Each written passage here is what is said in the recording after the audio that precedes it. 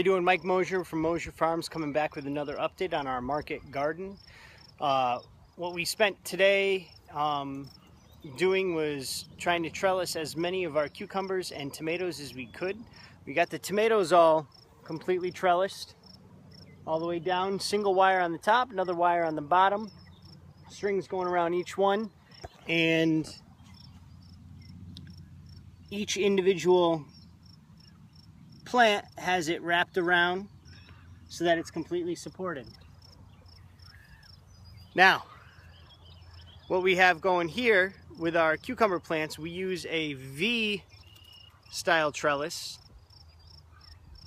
and what happens is we end up taking it and we have each plant trellised at the bottom or wired in at the bottom, and then we train them to go up a single stem till we're all the way up. Let me just give you guys a quick view. So this is what it looks like when we don't trellis them. We just haven't gotten to it yet. But for now, this is what they look like. They're on the ground. Problem when your cucumbers are on the ground is that they're exposed to mildew, fungus, a lot more insect pressure. So by getting them up off the ground, it allows a lot more airflow in and around the leaves. It makes it easier to harvest. You have nice straight cucumbers for cutting into your salad or pickling or whatever you're going to do with them. And then it also makes it really easy for the pollinators to get to the flowers. So if we look on the ground down here, you have flowers that are intermixed in it, and it's kind of a pain in the neck for the bees, which are right over there, to get in to pollinate. Now, when you trellis them up, as you can see, the flowers are a lot more exposed. It's a lot easier for them to open up, and so it's currently June 13th, and we already have little pickles, little cucumbers coming in. You can see there's one growing right here. We have a couple of them that are pretty good sizes, which is impressive for so early in the season. Kind of like this little guy right here.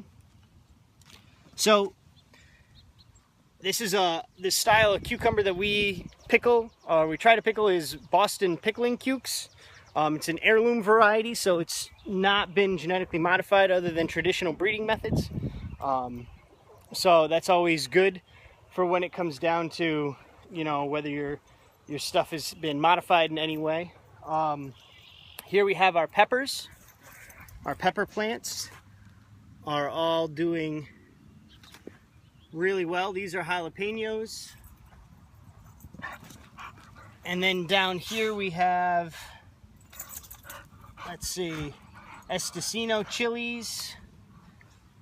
And then further down here we have cayenne chili peppers. And then down at the end over here we have our sweet bell peppers, various types. I think there's some green in there too, but those are our bell peppers. If we look at these ones over here, these are all of our onions. We have Egyptian walking onions. That's the type of onions that we have. They're called top-setting onions because they do this cool thing right here. If you notice, these are, let me see if I can find it. These are miniature onions. So what we do is we'll either pickle these, or we actually will save them for next year, get them started in flats or pots and that sort of stuff.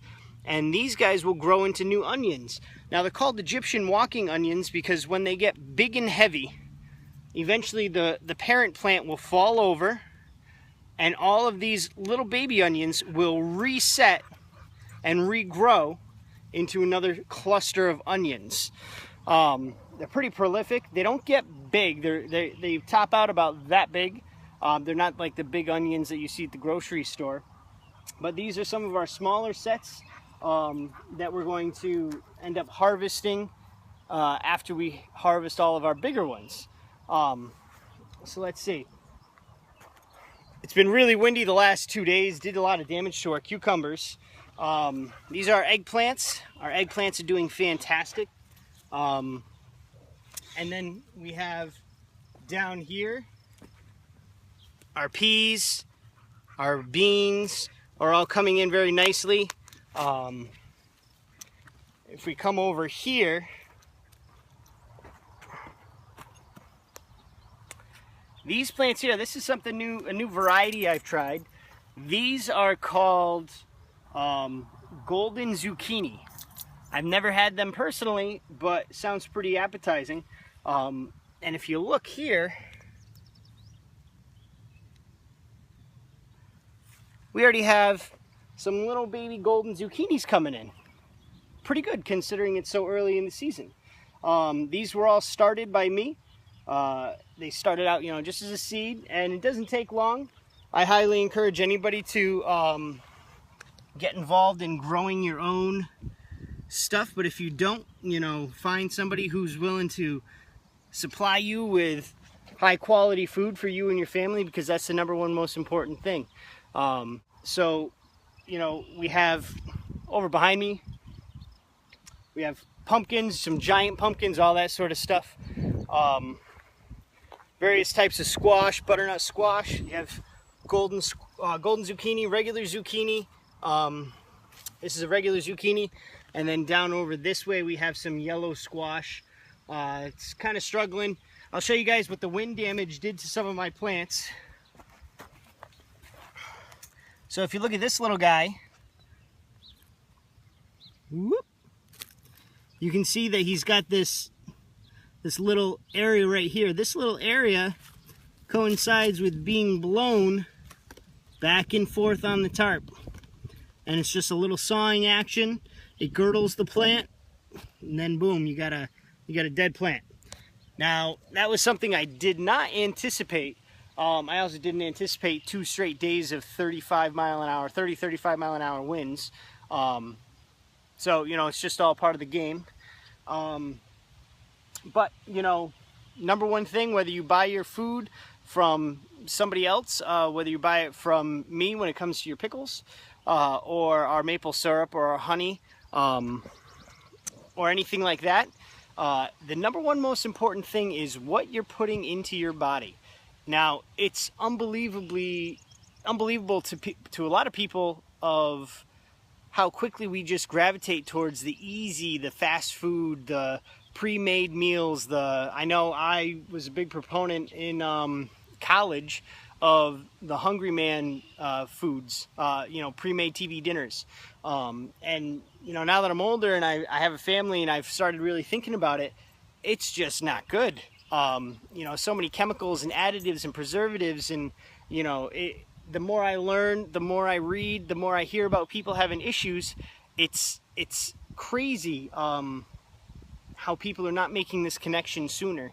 And the more educated that you become, the better off we're all going to be, let alone yourself. So just keep that in mind. If you're going to put something into your body, make sure it's the highest quality that you can get. Even if you're looking to whether it's making your own food, growing your own food, whether it's cooking your own brownies and breads. I'm a big proponent of sourdough bread from Homemade Starter. The nutrition is just out of this world. So it's really important that we take care of our bodies. So, for now, that's what I have to, give you guys for my kind of information. Any questions, comments, or concerns that you might have, if you guys see an issue or if you have an idea for me, please let me know. Please comment in the comment section down below. If you haven't started following us, please follow us on Mosher Farm on Facebook.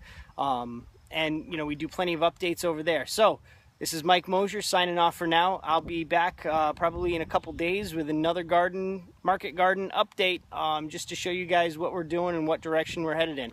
All right, thanks for all your support. Take care.